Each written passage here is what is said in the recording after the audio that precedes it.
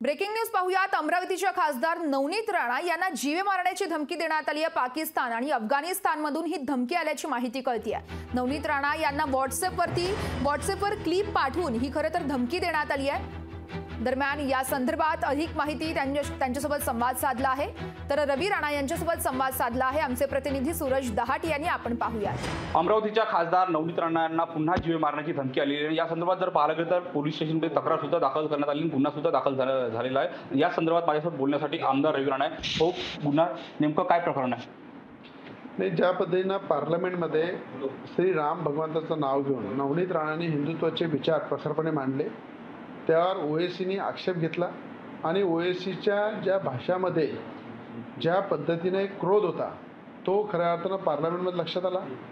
त्या ठिकाणी नवनीत राणांनीसुद्धा त्यांना उत्तर दिलं। लोकशाहीमध्ये उत्तर देणं बोलणं चालत राहतं। त्यानंतर इम्तियाज अलीने खुल्या अनेक मंचावर त्यांना आव्हान केलं, त्यांना दम दिला, नवनीत राणांच्या विरोधामध्ये आक्षेप वापरले।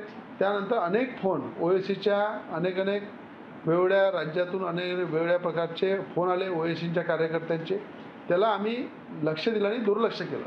पण आता अफगाणिस्तान पाकिस्तानवरून जर फोन येत असेल आणि देशाला उडवण्याची, भाजपच्या मोठमोठ्या नेत्यांना मारण्याची धमकी, नवनीत राणाला उडवण्याची धमकी, नवनीत राणावर वास ठेवत आहे आम्ही, अशा प्रकारे पूर्ण त्यांचे प्रोग्रामबद्दल माहिती सांगणे, ते कुठे जातात, काय जातात, कसे असतात, गर्दी कशी असते, याच्यावर त्यांनी वास ठेवणे। लोकशाही मराठी ऐका, पहा, जागरूक रहा।